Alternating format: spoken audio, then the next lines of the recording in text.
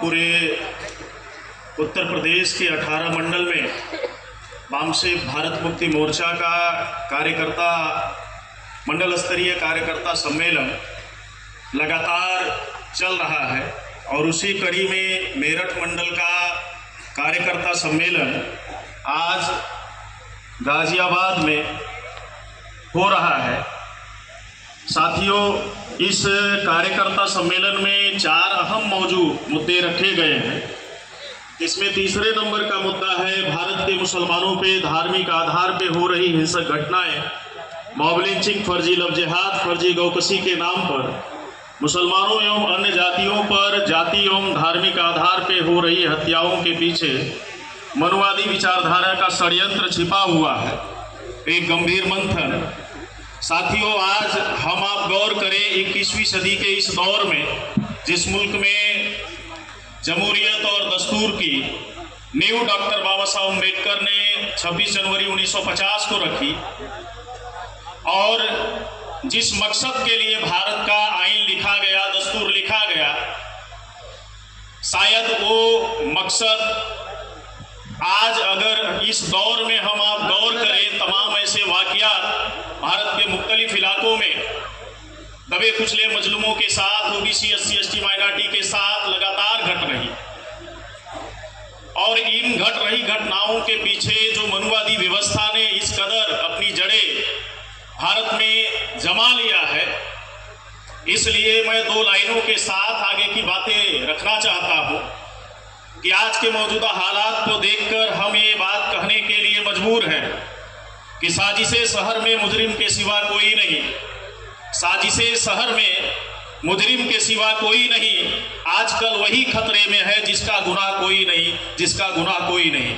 आज भारत के जो दबे कुचले मजलूम ओबीसी, SC, ST माइनॉरिटी के लोग हैं, आज ऐसे तमाम बेगुनाह लोगों पे जो अन्याय अत्याचार हो रहे हैं, कभी फर्जी गौकसी के नाम पर भारत के मुख्तलिफ इलाकों में आए दिन मुसलमानों की मॉब लिंचिंग की जाती है, कभी पहलू खान, कभी इकलाक, तो कभी जुनैद और नासिर जैसे नौजवान हरियाणा के भिवानी में उनके ही बोलेरो गाड़ी में जिंदा जलाने का काम RSS और बजरंग दल के गुंडे करते हैं। इसके अलावा अगर हम आप गौर करें तो फर्जी लव जिहाद के मामला खड़े करके मुस्लिम नौजवानों और बेरहमी के साथ उनकी हत्या करने का सिलसिला भारत के मुख्तलिफ इलाकों में आए दिन हो रहा है। और अब तो सिर्फ मुसलमान होने के नाम पर भारत के अलग अलग हिस्सों में मुसलमानों की आए दिन हत्याएं। 60 साल का बुजुर्ग जईफ अपने बेटी से मिलने के लिए ट्रेन में सफर में होता है, सिर्फ मुसलमान होने के नाते उस बुजुर्ग जईफ की चलती ट्रेन में मॉब लिंचिंग की जाती है। और 2 साल पहले अगर हम एक वाकया पे नजर डालें तो RPF का कांस्टेबल चलती ट्रेन में एक मुस्लिम फैमिली कत्ल करने का काम करता है। तो साथियों, अगर हम गौर करें कि जिस RPF के कांस्टेबल ने पिस्टल निकाला और बेरहमी के साथ चलती ट्रेन में सफर कर रहे उस मुस्लिम फैमिली की बेरहमी के साथ हत्या कर दी, वह RPF का जो कांस्टेबल था, साथियों, मेंटल डिसऑर्डर का शिकार नहीं था। जो चलती ट्रेन में मुस्लिम फैमिली की हत्या किया वो मेंटल डिसऑर्डर का शिकार नहीं था। शायद मेंटल डिसऑर्डर का शिकार होता तो मेंटल हॉस्पिटल में होता, शायद मेंटल डिसऑर्डर का शिकार होता तो ऑन ड्यूटी नहीं होता, बल्कि RSS की वजह से भारत के मुख्तलिफ इलाकों में ओबीसी, SC, ST माइनॉरिटी के लोगों की हत्याएं होती हैं। ऐसा सिर्फ भारत के मुसलमानों के साथ नहीं हो रहा है, बल्कि आपको याद होगा राजस्थान में जालौर में इंद्र कुमार मेघवाल नाम के बच्चे को सिर्फ इस बात के लिए पीट कर हत्या कर दी गई, उसने स्कूल के बरामदे में रखे हुए मिट्टी के घड़े से पानी निकाल कर पी लिया था। ये उस मासूम से बच्चे का अधिकार था, अपराध नहीं था, जुर्म नहीं था। थोड़ी देर के लिए हम आप बैठे हुए लोग अपने दिल पे पत्थर रखते अगर इस तरह की घटना को अंजाम देने वाला आदमी पागल होता, अनपढ़ होता, जाहिल होता, गवार होता। अपने दिल पे पत्थर रखते, अपने आप को दिलासा दिलाने की नहीं था, पागल नहीं था, गंवार नहीं था, बल्कि उसी स्कूल का हेडमास्टर था। हमारे लोग कहते ये कैसे मनुवादी सोच के लोग हैं जिनकी 2500 साल से आज तक सोच नहीं बदली, और आज इन तमाम वारदात को देखकर हम ये बात कहने के लिए मजबूर हैं कि 21वीं सदी के इस दौर में संविधान और गुजर जाने के बावजूद जानवरों का तो सिविलाइजेशन हुआ, लेकिन इंसानों का सिविलाइजेशन आज तक नहीं हो पाया। जानवर इंसानों की गोदी में, गाड़ी में बैठकर चल सकते, सफर कर सकते, और इंसान को छू नहीं सकता। ये मनुवादी व्यवस्था और विचारधारा का रिजल्ट भारत में दिखाई दे रहा है। आज हम आप गौर करें, पार्लियामेंट के अंदर कभी 370 हटाया जाता, कभी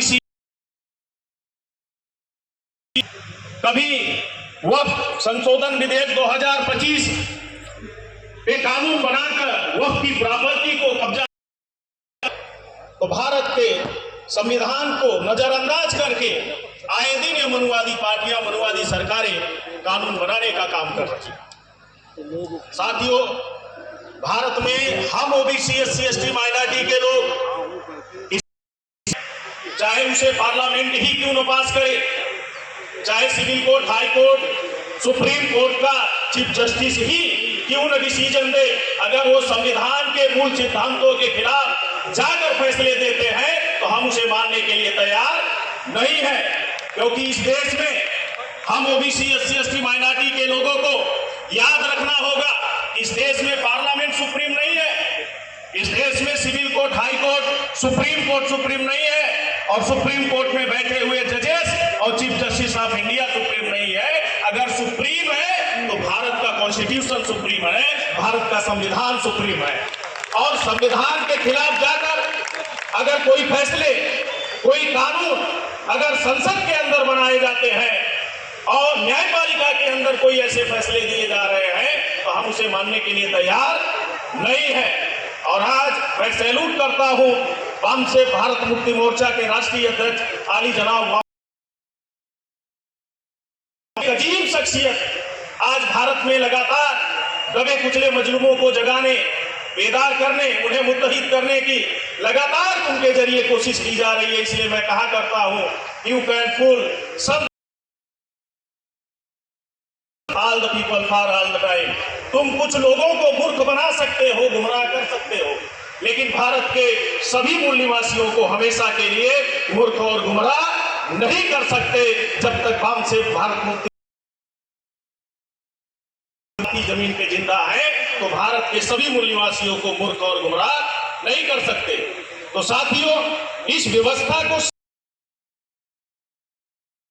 संविधान के उन तमाम बुनियादी बातों को जानने और समझने की जरूरत। संविधान आपके उन्नति के लिए, आपकी तरक्की के लिए डॉक्टर बाबा साहब अम्बेडकर ने लिखा, लेकिन यही शासन सत्ता में रही और उन्होंने संविधान के प्रत्येक आर्टिकल को सिर्फ कमजोर करने का काम नहीं किया, बल्कि संविधान को खोखला करने का काम किया। और संविधान के अंदर 400 से अधिक संशोधन करके उन्होंने संविधान के उन तमाम बुनियादी अधिकारों को प्रभावहीन, प्रभाव शून्य करने का काम किया जो ओबीसी, एससी, एसटी, माइनॉरिटी के तरक्की के लिए, उन्नति के लिए डॉक्टर बाबा साहब अम्बेडकर ने लिखा। एक बहुत बड़ा एंटीडोट डॉक्टर बाबा साहब अम्बेडकर ने हमें भारतीय संविधान के तौर पे दिया है, और शायद ये मनुवादी व्यवस्था का भारत का संविधान एंटीडोट नहीं होता तो बोलने की बात नहीं करते। 2014 में अनंत कुमार हेगड़े नाम का आदमी बीजेपी का मेंबर ऑफ पार्लियामेंट चुनकर आया। मीडिया के सामने प्रेस कॉन्फ्रेंस में उसने कहा हम संविधान बदलने के लिए सत्ता में आए हैं। दोबारा उसने 2024 में हरियाणा में पानीपत में उसने बयान दिया कि अगर 400 पार सीटें,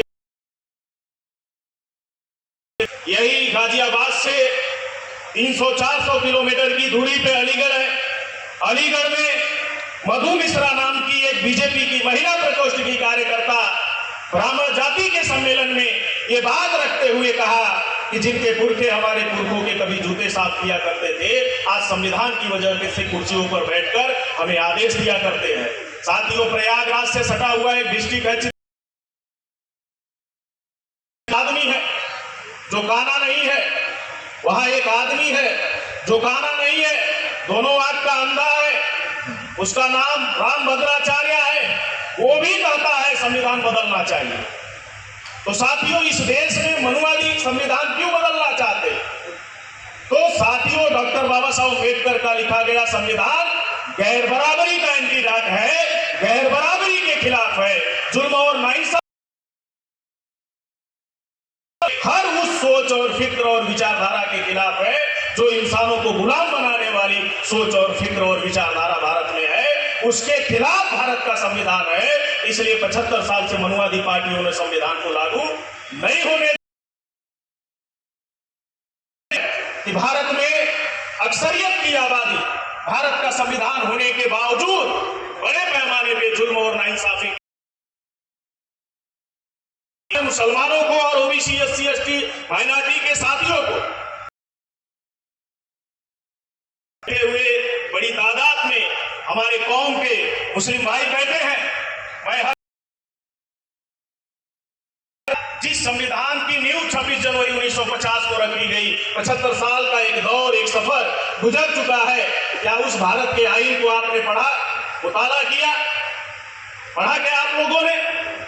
ये थोड़ा क्या उस 75 साल पहले लागू हुए भारत के संविधान को आपने देखा क्या? आपने पढ़ा नहीं, आपने देखा नहीं, वो संविधान बदलने की बात कर रहे हैं। साथियों, भारत का संविधान हम ओबीसी, एससी, एसटी, माइनॉरिटी के लिए उतना ही महत्वपूर्ण है जैसे पूरे पृथ्वी का सेफगार्ड ओजोन परत है। जिस दिन ओजोन परत नष्ट हो जाएगा, उस दिन पृथ्वी से जीवन का अस्तित्व हमेशा के लिए समाप्त हो जाएगा। उसी तरह से ओबीसी, एससी, एसटी, माइनॉरिटी का सेफगार्ड यानी सुरक्षा कवच भारत का संविधान है। कवच है, उसकी रक्षा करना, उसकी सुरक्षा करना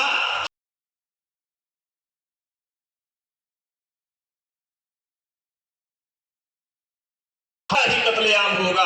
हम ही कुएं खोदते फिरेंगे और हम ही पे पानी हराम होगा। अगर यही जहनियत रहेगी इस दुनिया की, अगर यही जहनियत रहेगी इस दुनिया की, तो ना इस सदी में कोई अब्दुल हमीद होगा, ना कोई अब्दुल कलाम होगा।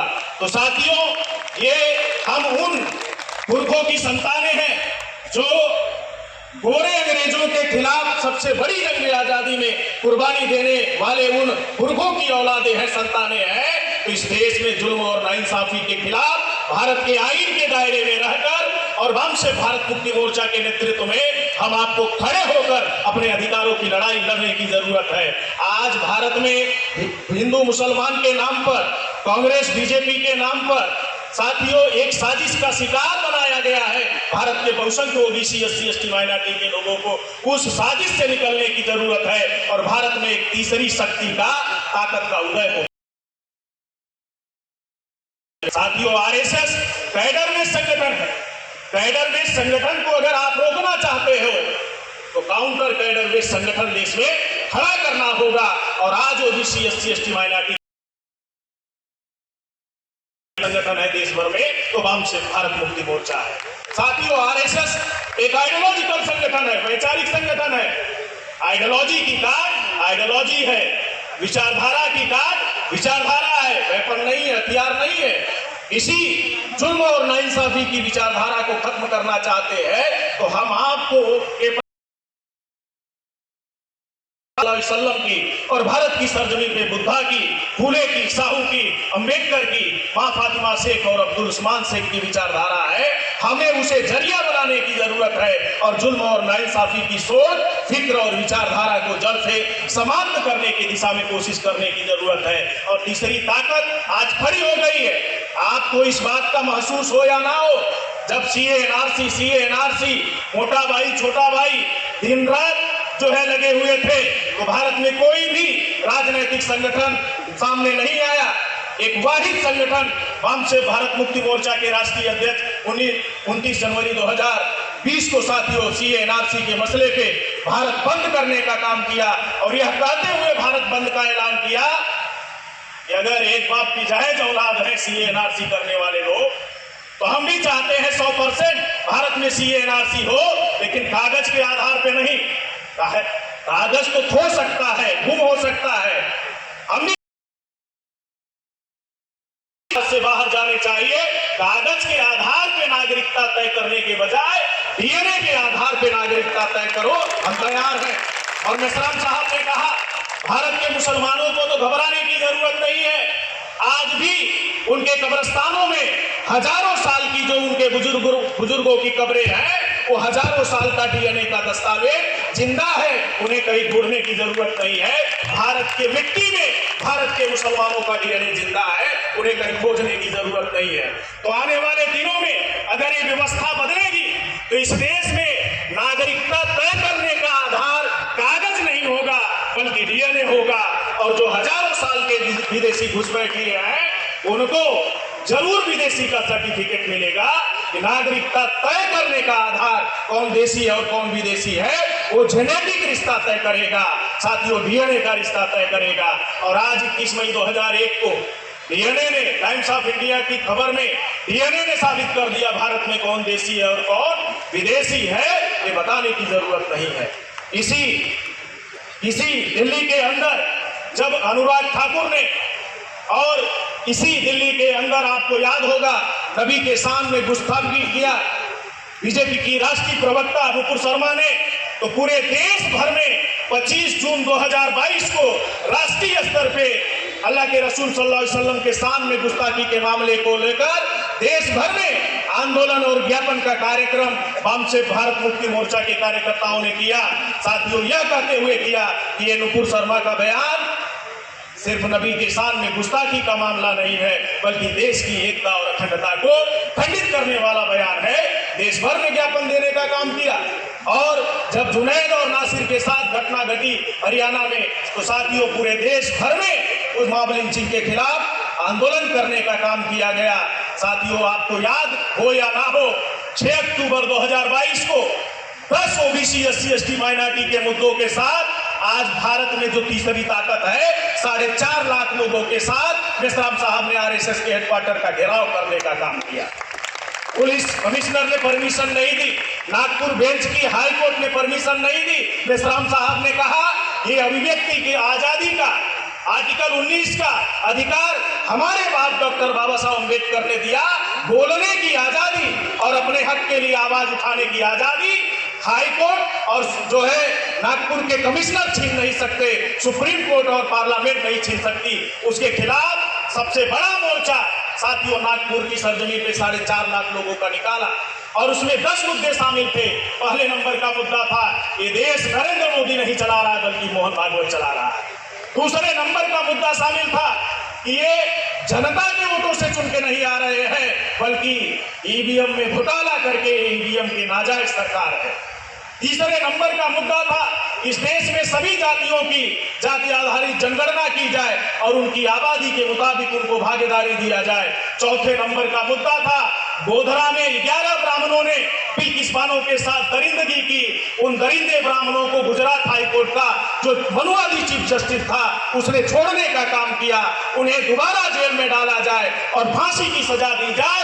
इन मुद्दों के साथ आंदोलन RSS के हेडक्वार्टर का घेराव किया। उसके 2 महीने बाद सुप्रीम कोर्ट ने दोबारा आर्डर निकाला, उन 11 ब्राह्मणों को जेल में डालने का काम किया। तो साथियों इस देश में एक तीसरी ताकत खड़ी हो गई। हम आपको पहचानने की जरूरत है और इस कारवां से जुड़ने की जरूरत है और इसे कामयाब बनाने की जरूरत है। किसी शायर ने बखूब कहा है कि गर वसूलों पर आंच आए तो टकराना जरूरी है, गर वसूलों पर आंच आए तो टकराना जरूरी है, जिंदा है तो जिंदा नजर आना जरूरी है। चेगुवेरा एक क्रांतिकारी है, दार्शनिक है, वो कहा करते हैं कि कुछ लोग इस खौफ से जंगे मैदान में नहीं उतरे कहीं हमें मौत ना आ जाए। तो साथियों वो आगे कहते कि कब्रिस्तानों में हमने ऐसे लोगों की भी कब्रें देखी है। कब्रिस्तानों में हमने ऐसे लोगों की भी कब्रें देखी है जो इस खौफ से मैदान में नहीं उतरे कहीं हमें मौत ना आ जाए। मौत बरहक है, वो आएगी। हर जानदार इंसान को और हर जानदार चीज को मौत का मजा चखना है।